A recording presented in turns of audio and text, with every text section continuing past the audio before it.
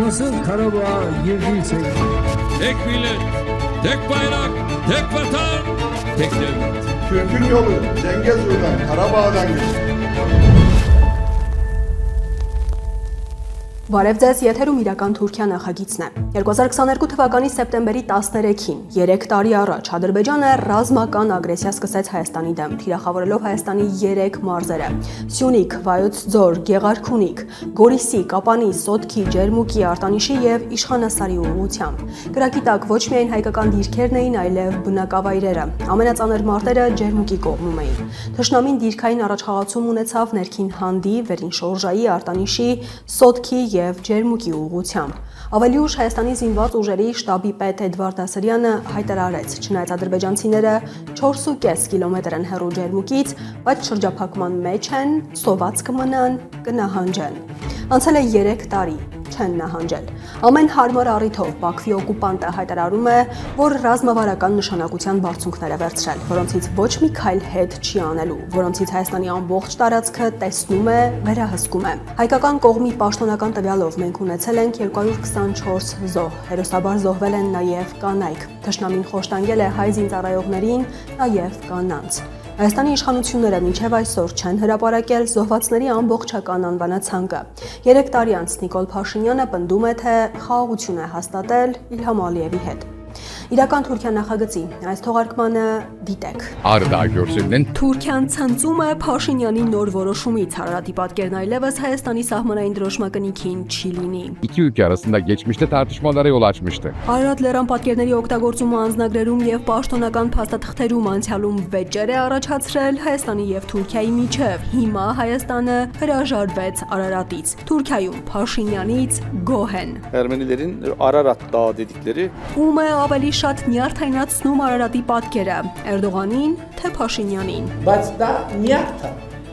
Դա նյարդայնացնելու է։ Ինչու էր Էրդողանի ներկայացուցիչը Հայաստան եկել։ Թուրքիան Հայաստանի հետ սահմանը փակ կպահի, թեև Փաշինյանի ներկայացուցիչը պատճառ չի տեսնում։ Ես չեմ տեսնում պատճառ։ Սա չի նշանակում, որ Թուրքիայում պատճառ չեն տեսնում։ Ֆիդանն է խոսել նախապայմանների մասին Ալիևի լեզվով։ They just need to do their homework. Ինչպես սկսվեց խաղաղության համաձայնագիրը նախաստորագրելու պատմությունը, Փաշինյանին ծառայող թղթի գինը Հայաստանն է վճարում, տալով անխոչնդոտ անցում Բաքվի օկուպանտին։ We have the support,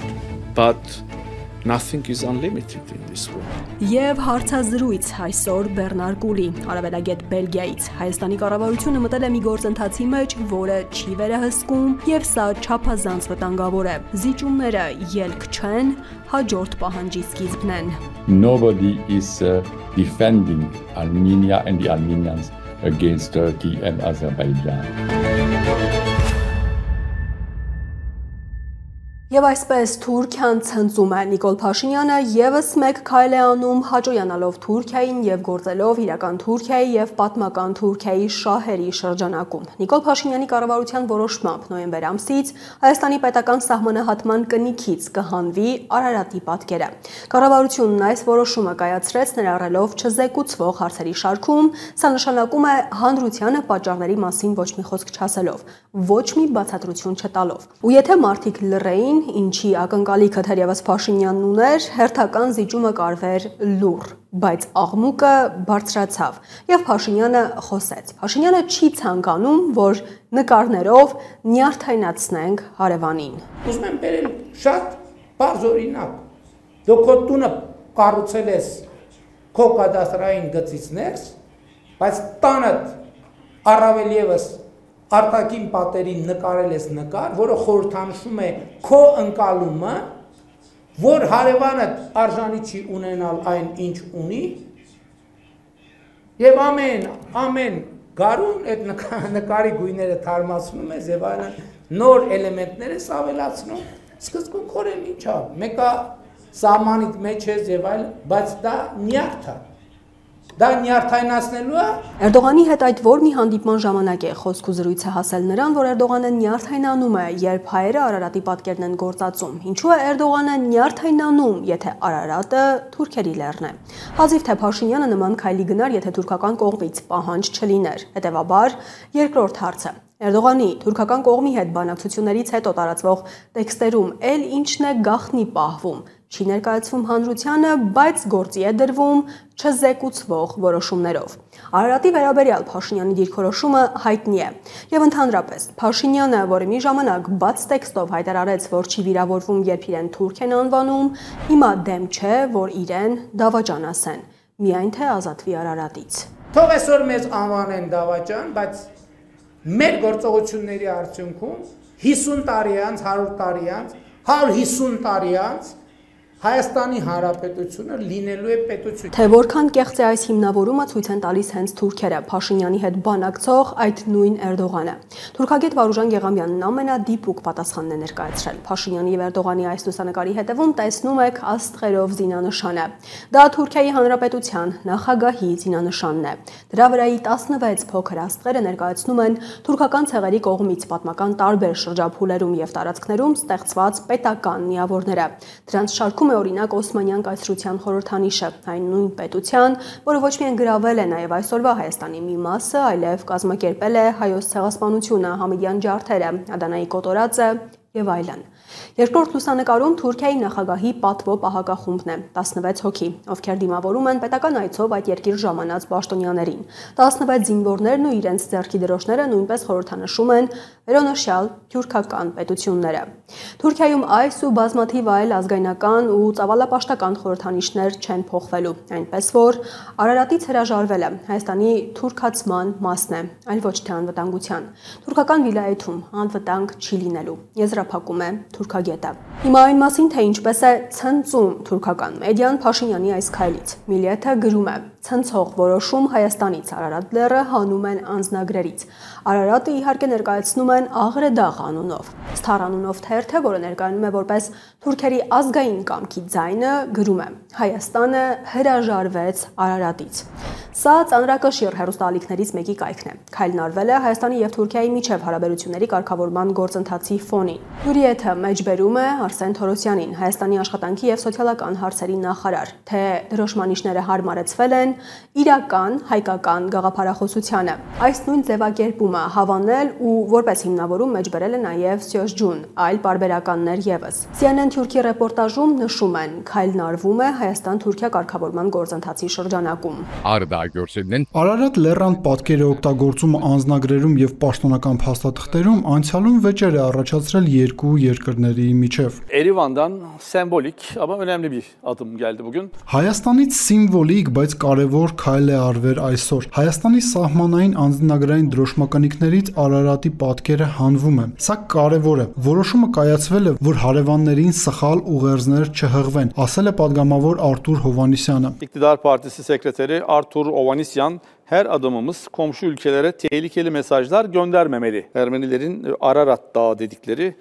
Ağrı Dağı simgesinin pasaport damgalarında kullanılması Հայերի կողմից Արարատ լեռ կոչվող Աղրի դաղի նշանը անձնագրերի դրոշմականիկներում չօգտագործելը իհարկե Թուրքիային անհանգստացնում էր եւ Փաշինյանի կառավարությունը Թուրքիայի համար կարևոր որոշում է կայացրել։ Եթե մեկնաբանենք հակիրճ, այստեղ ավելին ասելու կարիք էլ չկա, ապա Թուրքիայում հերթական անգամ գոհ են Նիկոլ Փաշինյանից։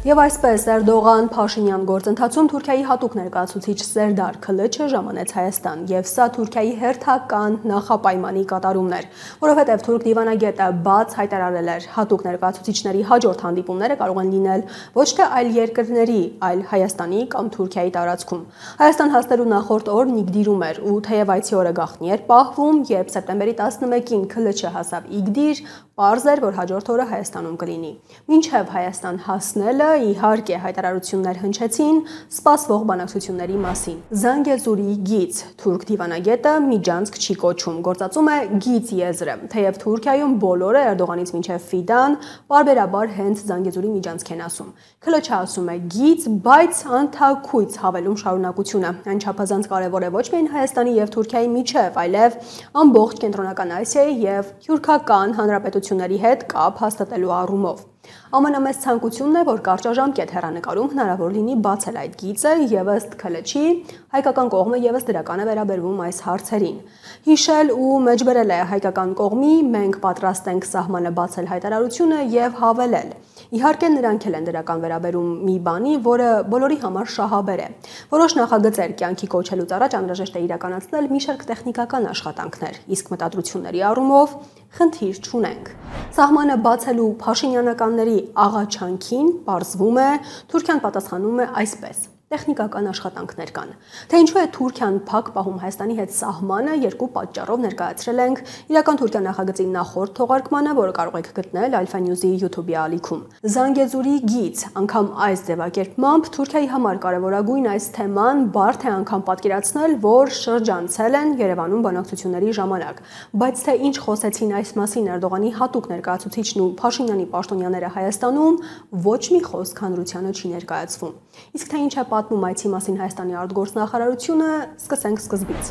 Ռուբինյանը Քլչին դիմավորել է սահմանին։ Թուրք դիվանագետը Հայաստան է անցել Ալիջան անցակետով, որը Թուրքիայում առաջարկել են կոչել Թալիաթի անունով։ Այնուհետև Քլչին ուղեկցել են Երևան, Հայաստանի արտգործնախարարություն։ Հանդիպումից հետո հայկական եւ թուրքական կողմերը տարածել են նույն, այսինքն համաձայնեցված տեքստը։ Դիտարկենք դրա պարբերությունները հերթով։ Այս հանդիպման ընթացքում հատուկ ներկայացուցիչները վերահաստատել են նախորդ հանդիպումների ժամանակ մշակված եւ համաձայնեցված հարցերը Հայաստանի եւ Թուրքիայի հարաբերությունների լիարժեք կարգավորման գործընթացի առաջ մղման նպատակով։ Այս համատեքստում նրանք մտքեր են փոխանակել 2022 թվականի հուլիսի 1-ի հանդիպման ընթացքում սահմանահատումների վերաբերյալ ձեռք բերված համաձայնության կյանքի կոչման շուրջ։ Հատուկ ներկայացուցիչները համաձայնել են հարագացնել այս գործընթացը։ Սա նշանակում է, որ պայմանավորվել են 3 տարի առաջ ձեռք բերված պայմանավորվածության իրագործումը արագացնել։ Խոսքը սահմանը երրորդ երկրների քաղաքացիների եւ դիվանագիտական անձնագիր կրող անձանց համար բացելու մասին է։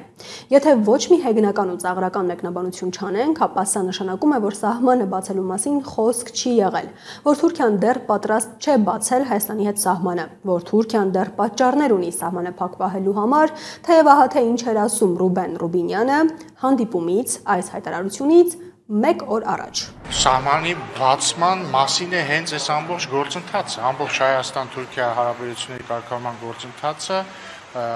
Թուրքիա-Հայաստան փակ սահմանի բացման եւ Հայաստան-Թուրքիա դիվանագիտական հարաբերությունների հաստատման մասին է եւ բնականաբար քննարկումներն են հիմնականում սրա մասին են։ Ճիշտ է, որ երրորդ երկրների քաղաքացիների համար եւ դիվանագիտական անձնագիր կրող անձանց համար սահմանի բացման պայմանավորվածությունը չի իրագործվել մինչ այս պահը մեր մեղքով, ոչ մեր մեղքով, բայց մենք հույս ունենք, որ այն կիրագործվի։ Պարոն Ռուբինյան, տեսեք, Թուրքիան մշտապես խնդիր պայման է դրել, որ Արցախի հարցի կարգավորումը հայ-ադրբեջանական հարաբերությունների կարգավորումից հետո սահմանը կբացվի։ Դες համար օրինակ հիմա ինչ հայտնի է, ինչն է պատճառը, որ Թուրքիան դեռևս հապաղում է այս հարցում։ Ես չեմ տեսնում պատճառ, թե ինչու պիտի Թուրքիան հապաղի այս հարցում, համենայն դեպս հայկական կողմից որևէ հապաղման խնդիր չկա, մենք պատրաստ ենք հենց վաղը ունենալ բաց սահմաններ եւ հաստատված դիվանագիտական հարաբերություն։ Քլչ Ռուբինյան հանդիպումից հետո հայտարարության հաջորդ պարբերությունը։ Հատուկ ներկայացուցիչները նաև պայմանավորվել են, որ երկու երկրների համապատասխան մարմինները կկատարեն անհրաժեշտ տեխնիկական ուսումնասիրությունները Գյումրի կարծ երկաթուղու եւ էլեկտրահաղորդիչ գծի վերականգնման եւ գործարկման համար։ Խնդիրն այն է, որ բառացիորեն 3 շաբաթ առաջ, երբ Փաշինյանը Վաշինգտոնում ստորագրեց Ադրբեջանին Հայաստանի տարածքով անխոչնդոտ անցում տալու վերաբերյալ փաստաթղթի տակ, Թուրքիան սկսեց կառուցել Կարս Դիլուջու երկաթգիծը դեպի Նախիջևանի սահման իր վրա վերցնելով միլիոնավոր դոլարների ծանր ֆինանսական բեռ եւ դեպի Գյումրի երկաթուղին չդիտարկելով փաստացի։ Եթե թուրքերը կառուցում են եւ կունենան նոր երկաթուղի, որքանով արժե հավատալ, որ Գյումրի կարճ երկաթուղու ուղղությամբ ծախս կանեն։ Այն էլ աղքատության, գործազրկության եւ տնտեսական խնդիրների ճգնաժամում խրված Էրդողանը։ Հաջորդ պարբերությունը։ Նաև պայմանավորվել են, որ ջանքեր կգործադրվեն մշակույթի եւ ակադեմիական ոլորտներում համագործակցությունն ամրապնդելու ուղղությամբ, մասնավորապես բարձրագույն կրթական հաստատությունների ուսանողների համար կրթաթոշակների հնարավորություններ ստեղծելու եւ պատմական անի Մետաքսի ճանապարհի կամրջի համատեղ վերականգնման միջոցով։ Խնդիրն այն է, որ ակադեմիական ոլորտում գործակցությունը կարող է նշանակել պատմությունը խմբագրել եւ հաշվի առնելով Հայաստանում պատմության դասագրքերի փոփոխությունը, Արարատի, իրական Հայաստանի կոնցեպտները, այդ գործակցությունը նոր չէ, որ կսկսվի եւ հայտնի է, թե որ պատմությունն է խմբագրվելու։ Անի կամրջի մասով սա թուրքական հնարք է՝ դիպչել հայերի պատմական զգայուն լարերին եւ այդ քողի տակ խցկել գլխավոր պահանջները։ Անի կամուրջ ասելով ներկայանալ որպես բարի հարևան, բայց իրականում պահանջել անխոչնդոտ միջանցք։ Եզրափակելով հատուկ ներկայացուցիչները վերահաստատել են հանձնառությունը շարունակել այս գործընթացը առանց որևէ նախապայմանի։ Ինչպես նշեցինք այս թեման ներկայացնելիս ամենասկզբում, այս հանդիպումն արդեն իսկ թուրքական նախապայմանի կատարում է, իսկ ավելի մանրամասն թուրքական նախապայմանների մասին այս շաբաթ խոսել է Թուրքիայի արտաքին գործերի նախարարը։ Այդ մասին րոպեներանց։ Մինչև այդ, այսքանը Քլեչի այցի մասին։ Եվ պետք է նկատել, որ ինչպես նախկինում թուրքական կողմի հետ Փաշինյանի եւ նրա թիմակիցների բանակցությունների բարագայում է եղել, իրական պայմանավորվածությունները չեն նշվում հաղորդագրություններում։ Իրական պայմանավորվածությունները երևում են հանդիպումներից օրեր, շաբաթներ անց, օրինակ, Արարատի պատկերը սահմանային դրոշմակնիկներից հանելը։ Թուրքիայի արտաքին գործերի նախարարն է նորից խոսել Հայաստանի մասին եւ անգամ Ֆիդանի այս նոր հայտարարություններն են փաստում, որ թուրքական կողմի համար եւ ընդհանրապես նախաստորագրված թուղթն ունի 0 նշանակություն։ Թուրքիային պետք է ստորագրված խաղաղության համաձայնագիր։ Ֆիդանն է առնվազն այսպես հայտարարում Հայաստանի հետ Թուրքիայի կարգավորումը պայմանավորելով այդ ստորագրված, ոչ թե հիմա նախաստորագրված փաստաթղթով, որը Փաշինյանը ներկայացնում է որպես հայ ազգի փրկություն ու հաստատված խաղաղություն։ Բայց գանք սկզբից։ Ֆիդանը գովել է Նիկոլ Փաշինյանին պատմական ռիսկի գնալու համար։ Արցախի օկուպացիան Թուրքիայի արտգործնախարարը իհարկե կոչել է Լեռնային Ղարաբաղի օկուպացված տարածքների ազատագրում եւ հավելել, որ Փաշինյանը դրանից հետո պատմական ռիսկի է գնացել հանուն Ադրբեջանի հետ հարաբերությունների եւ խաղաղության։ Ֆիդանը նաեւ շնորհակալություն է հայտնել Ալիևին այդ գործընթացի համար ու հավելել, որ Միացյալ Նահանգների նախագահ Թրամփը Վաշինգտոնում ամրապնդել է պատմական համաձայնագիրը, բայց ավելացնում է Վաշինգտոնում վերջնական ստորագրությունները չեն դրվել։ Թուրքիան ակնկալում է, որ վերջնական ստորագրությունները խաղաղության համաձայնագրի տակ կդրվեն եկող տարվա առաջին կեսին։ Դա նշանակում է, որ Թուրքիան կամ տեղյակ է, թե երբ են Հայաստանում սպասվում Փաշինյանի գործողությունները, որոնք Ալիևը պահանջում է իր ստորագրությունը դնելու համար, խոսքը սահմանադրությունը փոխելու հանրաքվեի մասին է, կամ էլ Թուրքիայի արտաքին գործերի նախարարը թելադրում է Հայաստանին, թե երբ պետք է այդ հանրաքվեն լինի։ Ֆիդանը Փաշինյանին նաև խայծ է ցույց տալիս։ Հենց որ Հայաստան-Ադրբեջան համաձայնագիրը վերջնականապես կնքվի, Թուրքիան արագ կկարգավորի հարաբերությունները Հայաստանի հետ։ Սրանից առաջ Էրդողանն էր հայտարարել, երբ խաղաղություն հաստատվի, սահմանները կբացվեն։ Եվ ունենք Փաշինյան, որը պնդում է, թե խաղաղությունն արդեն հաստատվել է, հակառակ Ֆիդանի եւ Էրդողանի հայտարարությունների։ Ինչ է կատարվում, ում հավատանք, որտեղից ծլեց այս նախաստորագրությունը, ինչ կապ ունի այդ նախաստորագրման հետ անխոչնդոտ բառը։ Այս տարվա ապրիլ Անտալիայի դիվանագիտական ֆորում արտաքին գործերի նախարար Արարատ Միրզոյանը հարցազրույց է տալիս թուրքական լրատվամիջոցներին եւ բառացի հայտարարում, որ եթե Ալիևի եւ Էրդողանի հետ գործընթացներում Փաշինյանը արդյունք չգրանցի,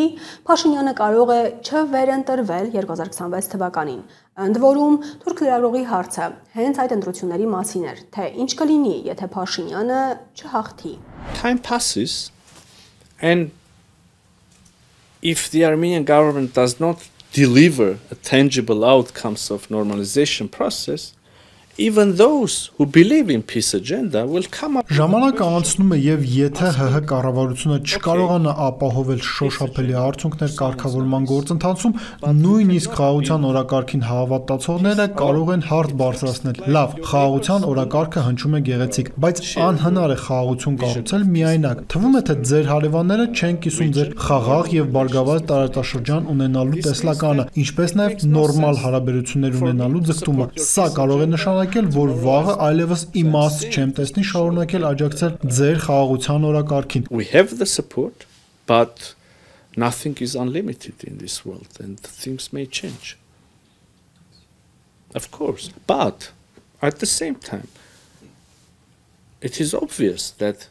if we have results. Այսինքն ես սա ասում եմ ցույց տալու համար, որ մենք այսօր ունենք աջակցություն, բայց այս աշխարհում ոչինչ անվերջ չէ, եւ իհարկե իրավիճակները կարող են փոխվել, բայց միևնույն ժամանակ ակնհայտ է, որ եթե կարգավորման գործընթացում ունենանք արդյունքներ, եթե օրինակ խաղաղության պայմանագիր ստորագրենք, հաղորդակցության ենթակառուցվածքները բացվեն, մարդիկ սկսեն կամ վերականգնեն առևտրային կապերը, սկսեն շփումները, մարդասիրական խնդիրները սկսեն լուծվել եւ այլն, ապա դա կհանգեցնի հարաբերությունների բնական, բարիդրացիական զարգացման։ Միրզոյանի այսպիսի հրապարակային հայտարարությունից հետո, որը կարող ենք հիմնավորապես ենթադրել, հնչել են նաև փակ դռների հետևում, թուրքական կողմի հետ բանակցություններում, Էրդողանը հանդիպումներ է ունենում Փաշինյանի եւ Ալիևի հետ։ Փաշինյանը Ստամբուլում էր Թուրանի մասին հայտնի դրական հայտարարությամբ, Էրդողանը Արցախի օկուպացված մայրաքաղաքում, հետո տեղի է ունենում Աբու Դաբիում Փաշինյան-Ալիև հանդիպումը,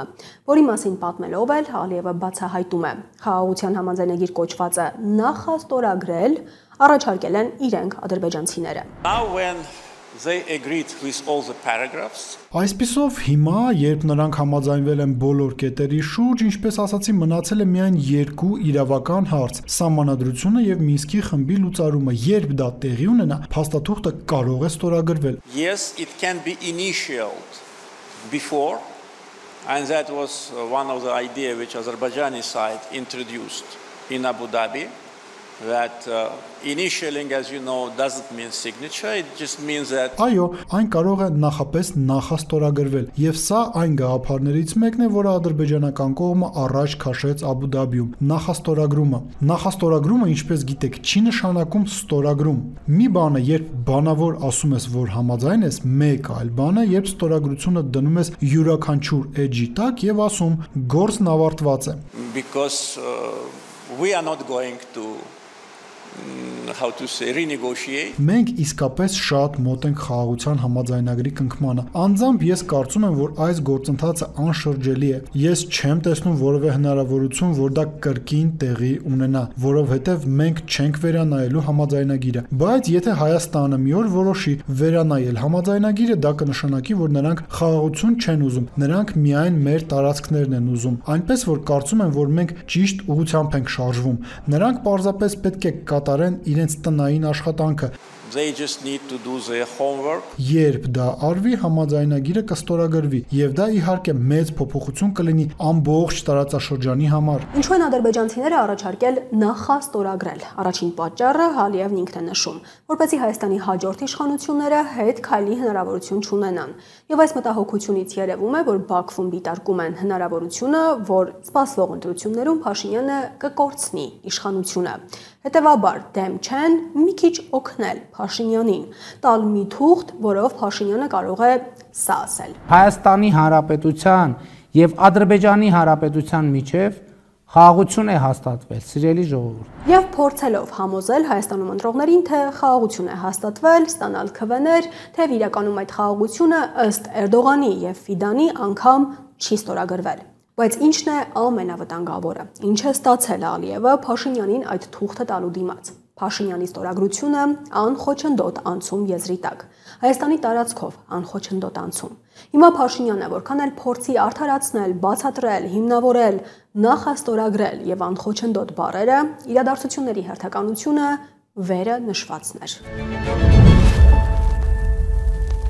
Իրական Թուրքիա նախագծի երկրորդ մասում հարցազրույց է։ Այսօր Բեռնար Կուլի, արևելագիտության պրոֆեսոր, Բելգիայի Լյուվենի կաթոլիկ համալսարանից, որը կարծում է Արցախում կատարվածը ցեղասպանական գործընթացի շարունակություններ։ Հարցազրույցը տեսագրել ենք 1 տարի առաջ եւ դեռ այն ժամանակ է մասնագետը նկատել։ Հայաստանի կառավարությունը մտել է մի գործընթացի մեջ, որը չի վերահսկում եւ սա չափազանց վտանգավոր է։ Հայաստանը բախվելու է նորանոր պահանջների ոչ միայն Ադրբեջանից, այլև Թուրքիայից, բայց զիջումները ելք չեն, հաջորդ պահանջի սկիզբն են։ Եթե Հայաստանի կառավարությունը դադարի պայքարել հենց Թուրքիայի կողմից ցեղասպանության ճանաչման համար, ապա շատ վտանգավոր կլինի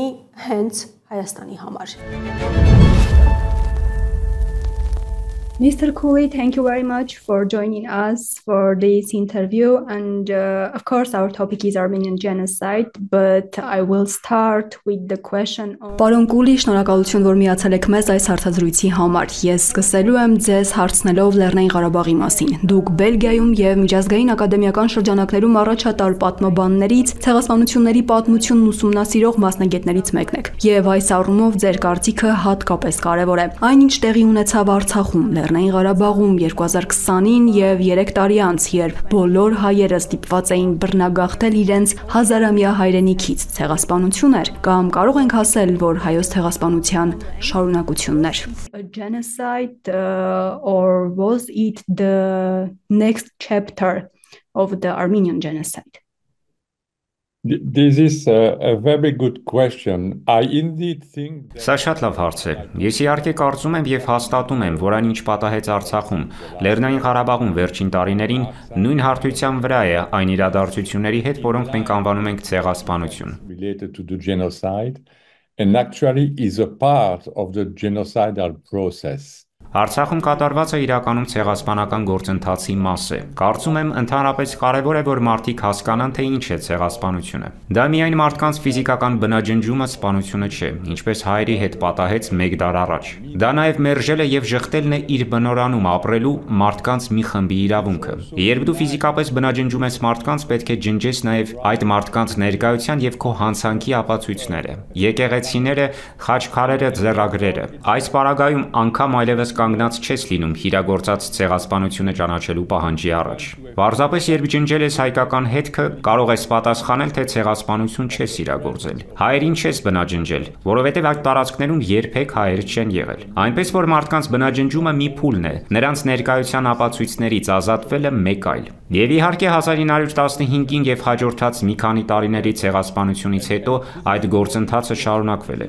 Նկատի ունեմ Թուրքիայի արևելքում եկեղեցիների, տաճարների, խաչքարերի ոչնչացումը, ստիպելով եւ պարտադրելով Լեռնային Ղարաբաղի հայերին հեռանալ, էթնիկ զտում իրագործելով, Ադրբեջանը ազատեց Լեռնային Ղարաբաղի տարածքները հայերի պատմական եւ հազարամյա ներկայությունից։ Այնպես որ այո, եղած է միանշանակ ցեղասպանական գործընթացի շարունակություններ։ This is absolutely part of the genocidal process. After the Nagorno-Karabakh territory occupation, Լեռնային Ղարաբաղի տարածքի օկուպացիայից հետո Ադրբեջանը Թուրքիայի աջակցությամբ պահանջում է նոր տարածքներ արդեն Հայաստանից։ Արդեն իսկ օկուպացրել են Հայաստանի սուվերեն տարածքի որոշ մասեր։ Սրանից բացի, հիմա համոզված եմ հետևում եք խնդրահարույց վիճակ ունենք Տավուշի մարզում։ Եվ ավելին, Թուրքիա-Ադրբեջան զույգը Հայաստանից պահանջում է նաև Զանգեզուրի Միջանցք կոչվածը։ Այս ամենի հանրագումարում ըստ ձեզ ինչի առաջ են կանգնած Հայաստանը եւ հայ ժողովուրդը։ What the Armenia and the Armenian people are standing against? I think Armenia and the Armenians, they are in the middle. Հայերը եւ Հայաստանը աշխարհաքաղաքական խնդիրների ճիշտ մեջտեղում են, բայց այդ խնդիրները իրականում որևէ կերպ առնչություն չունեն Հայաստանի եւ հայերի հետ։ Այնինչ կատարվում է, ցույցիչ է, որ Թուրքիան եւ Ադրբեջանը փորձում են իրավիճակից քաղել առավելագույնը։ Առաջին հերթին այո, պահանջում են Միջանցք, որով Ադրբեջանը ցամաքային կապ կհաստատի Նախիջևանի հետ։ Իդեպ Նախիջևանն էր պատմական հայկական տարածք է։ Այդ Միջանցքով Ադրբեջանը կկապվի Թուրքիայի հետ։ Այնուհետև այդ Միջանցքով Թուրքիան կկապվի Կենտրոնական Ասիայի հետ, ստանալով իր պանթուրքական նախագիծը։ Այս քաղաքականությունն ակնհայտորեն տեսնում ենք արդեն ավելի քան 1 դար։ Ծրագրում են նաև այդ միջանցքով անցկացնել խողովակաշարեր ու Ադրբեջանի գազային պաշարները հասցնել Եվրոպային։ Այդ պատճառով է, որ Եվրոպան առավելագույն խստությամբ չէ, որ արձագանքում է կատարվողին, որովհետև Եվրոպան ունի այդ խողովակաշարերի կարիքը։ Այսպիսով տեսնում եք, որ հայերը եւ Հայաստանը մեծ խաղի մաս են, բայց այդ խաղը նրանց մասին չէ ու այդ պատճառով է, որ Թուրքիայից եւ Ադրբեջանից Հայաստանը եւ հայերին ոչ ոք չի պաշտպանում։ Nobody is defending Armenia and the Armenians against Turkey and Azerbaijan. Taking into account the statements coming from Turkey and Հաշվի առնելով Թուրքիայից եւ Ադրբեջանից ամենաբարձր մակարդակով հնչող ագրեսիվ հայտարարությունները, հաշվի առնելով այն, ինչ դուք քիչ առաջ նշեցիք, այս իրավիճակում հայերի գլխին կախված է նոր ցեղասպանության վտանգ։ Armenian people again under the danger of new genocide. Well, the question is whether Azerbaijan will be attacking again and invade. Հարցն այն է, Ադրբեջանը կգնա լայնամասշտաբ հարձակման, կներխուժի Հայաստան թե ոչ։ Այս հնարավորությունը ես չէի բացառի։ Պետք չէ նման հնարավորությունը երբևէ բացառել։ Մենք տեսնում ենք, որ Ադրբեջանը պահանջում է գյուղեր, տարածքներ, եւ տեսնում ենք, որ Հայաստանի կառավարությունը պատրաստ է, ցանկանում է կատարել այդ պահանջները։ Վտանգավորն այն է, որ անգամ դրանից հետո Ադրբեջանը պահանջելու է այլ գյուղեր, ուրիշ տարածքներ։ Հայաստանի կառավարությունը մտել է մի գործընթացի մեջ, որը չի վերահսկում, եւ սա չափազանց վտանգավոր է։ Հայաստանը բախվելու է նորանոր պահանջների ոչ միայն Ադրբեջանից, այլև Թուրքիայից։ Փաշինյանը կարծում է, թե նոր ներխուժումից խուսափելու, նոր հարձակումը կանխելու համար կարելի է գնալ զիջումների։ Is that a way out? Դա հնարավոր է, զիջումներն իսկապես կարող են ելք լինել այս իրավիճակում։ Personally, I do not think that because Ինքս այդպես չեմ կարծում, որովհետև պատմությունը մեզ համար ցուցիչ է, որ Թուրքիան եւ Ադրբեջանը ամեն զիջումից հետո ունենալու են նոր պահանջներ։ Հայաստանը բարդագույն վիճակում է, որովհետև չեմ կարծում, թե ունի բավականաչափ կարողություններ Ադրբեջանին ռազմական դիմադրություն ցույց տալու համար։ Եվրամիության անդամ շատ երկրներ, նաեւ Միացյալ Նահանգները պետք է ավելի նկատելի աջակցություն ցուցաբերեն Հայաստանին, Ադրբեջանի այս բոլոր պահանջների դեմ։ Չեմ կարծում, թե ուղիղ աջակցություն կլինի, բայց պետք է լինի առնվազն անուղղակի եւ քաղաքական աջակցություն։ So my next question will be Իմ հաջորդ հարցն ուղիղ հայոց ցեղասպանության մասին կլինի։ Համոզված եմ, որ դուք հետևում եք նաև Հայաստան-Թուրքիա, Էրդողան-Փաշինյան հարաբերությունների կարգավորման գործընթացին։ Ուղիղ չի հայտարարվում, բայց մեծ գաղտնիք չէ, որ Թուրքիայի գլխավոր նախապայմաններից մեկը, եթե ոչ հիմնական նախապայմանը, հայոց ցեղասպանության թեման փակելն է։ Եվ արդեն իսկ կան նախանշաններ, որ Փաշինյանի կառավարությունը պատրաստ է կատարել այդ նախապայմանը։ Ինչ կարող է հետևել դրան։ Ճիշտ որոշում կլինի։ Is this a correct decision? There again, it's obvious that Armenia is in a very difficult situation. Նորից պետք է ընդգծեմ, որ Հայաստանը բարդագույն վիճակում է, բայց հայոց ցեղասպանության էջը փակելու միակ ճիշտ ուղին Թուրքիայի ճանաչումն է։ Եթե Հայաստանը համաձայնի եւ հայտարարի, որ այդ էջը փակ է առանց Թուրքիայի ճանաչման, կլինի սկանդալ։ That would be a way to close the issue. But for Armenia to say that the issue is closed without getting the recognition by Turkey, that would be a scandal in a way, and a scandal, because that would be the negation of history, of reality. Որովհետև դա կլինի պատմության ժխտում, իրականության հերքում։ Ցեղասպանությունն իրագործվել է, եղել է, սա պատմական փաստ է։ Տասնյակ գիտնականներ են փաստագրել ու փաստում սա, տասնամյակների իրենց հետազոտական աշխատանքներով, ոչ միայն հայ պատմաբաններ ու ցեղասպանագետներ։ Ցեղասպանությունն ապացուցված փաստ է, եւ եթե Հայաստանի կառավարությունը պաշտոնապես դադարի պայքարել Թուրքիայի ճանաչման համար, շատ վտանգավոր կլինի հենց Հայաստանի համար։ The file without the Turkish recognition, that would really be a pity. That's very, very dangerous for Armenia. How would you recommend Armenia to help Azerbaijan? Ինչպես կարող է Հայաստանը պատասխանատվության ենթարկել Թուրքիային եւ Ադրբեջանին հայոց ցեղասպանության եւ Լեռնային Ղարաբաղում կատարվածի համար, հաշվի առնելով ձեր մասնագիտական կարողությունները, ինչ կառաջարկեք դուք? And whatever happened in Nagorno-Karabakh? Well, the first thing to do is to have the recognition by Turkey and, of course, also by Azerbaijan, but mainly by Turkey. What matters is to have Turkey recognizing the genocide. Առաջին հերթին պետք է հասնել ճանաչման Թուրքիայի եւ Ադրբեջանի կողմից։ Առաջին հերթին Թուրքիայի ճանաչումն է կարևոր։ Այստեղ պետք է ընդգծել, ոչ ոք Թուրքիայից չի պահանջում, որ Թուրքիան ընդունի, որ Թուրքիան է իրագործել ցեղասպանությունը։ Բայց պետք է ընդունեն, որ ցեղասպանությունն իրագործել են Թուրքիայի ներկա տարածքում Օսմանյան Թուրքիան եւ երիտ թուրքերի կառավարությունը։ Այն ժամանակ հանրապետական Թուրքիան դեռ հիմնադրված չէր, բայց փաստը, որ ներկա Թուրքիան չի ճանաչում իր նախորդ ռեժիմի իրագործած ցեղասպանությունը, ցուցիչ է, որ Օսմանյան Թուրքիան, երիտ թուրքերը Աթաթուրքից մինչև ներկա Թուրքիան, Էրդողանական Թուրքիան ունեն գաղափարական ընդհանրություններ։ Թուրքիայի կողմից ցեղասպանության ճանաչումից հետո միայն կարելի է ներկա իրողությունների որևէ փոփոխություն ակնկալել։ Ադրբեջանն իհարկե կհետևի Թուրքիային, առերեսվելով Արցախում կատարվածին։ Միայն դրանից հետո կարելի է բացել սահմանը։